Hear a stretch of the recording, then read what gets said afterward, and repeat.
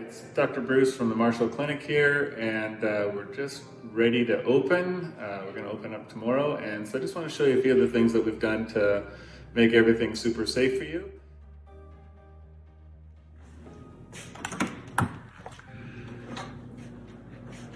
So come on back. We've been really busy. Done a fairly significant renovation in the back end here to isolate the rooms.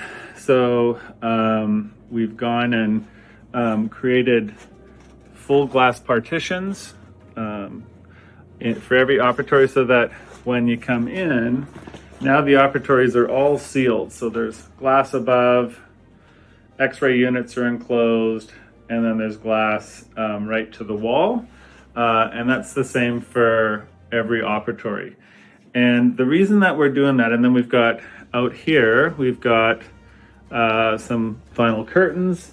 And so that's so that we can control the airflow in the room. So in the room, we're gonna have these air filtration units, which you've heard about already. And so the reason that they're gonna be there is so that we can turn the air over in the room. And the units you'll see have the ability to over 300 cubic feet per minute. And so what that's going to do is pull the air and filter it through a HEPA filter so that there's no viral particles in it, and that's going to help us manage our aerosols.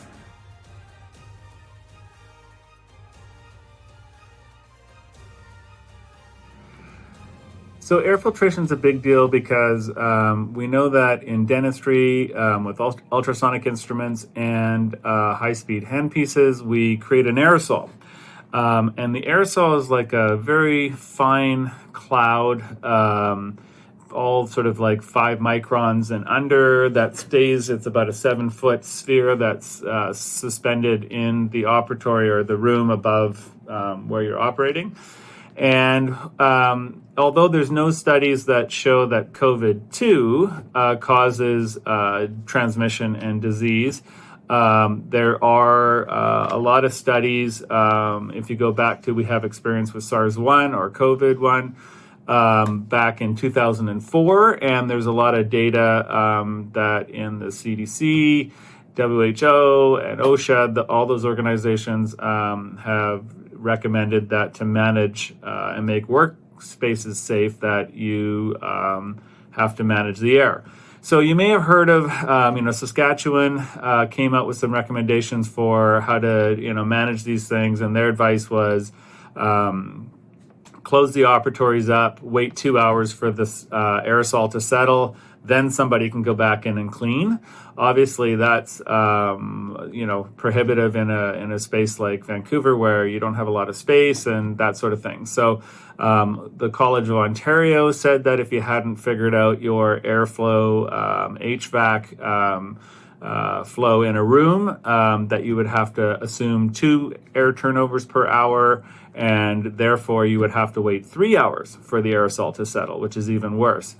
So the way we're managing aerosols is the following. So one, we start with a pre-screening. The risk is super low that there's going to be anybody who's gets into the clinic who has any COVID virus. The way that we're going to do that is basically we know that there's only 200 active cases in BC. And so out of 5 million people, your chances of running into somebody are pretty small. They also say that there's maybe 200 more people who are pre-symptomatic or asymptomatic, and those are the people that we're kind of worried about. Based on that, we also know that those pre-symptomatic or asymptomatic people are not shedding a lot of virus. So the people who we got to be worried about are the really sick people, the people who know that they have COVID, they have the severe respiratory symptoms, they have the temperatures, all those things.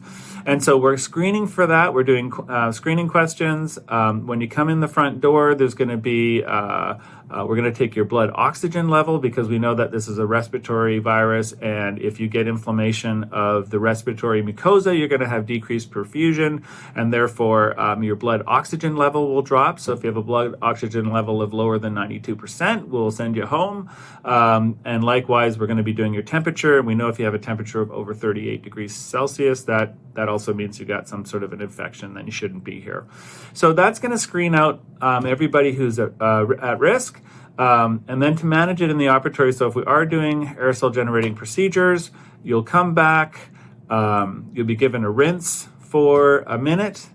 So that's quite a long time, hydrogen peroxide rinse. So that's going to kill all the bugs.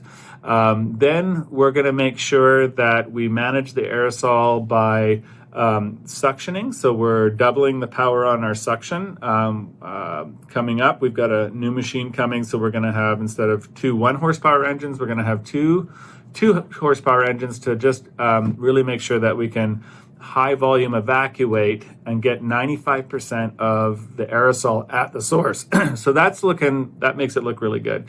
Any remaining aerosol we're going to manage by the airflow in the room. So we've closed the ops off, and then we've got the units at the end of the room, and we've calculated the air volume in the room, and we're turning the air over 21 times an hour. So that should give us, within 16 to 21 minutes, a 99.9% removal of the aerosol, and it'll be very safe for our team members to come back in and start cleaning the rooms, so that we're going to have longer waits between appointments, but that's fine, and it's super important for the health. So I hope that you feel very comfortable and safe when you come to our clinic. Dr. Matthew Choi and myself and our team really look forward to seeing you. All right, take care.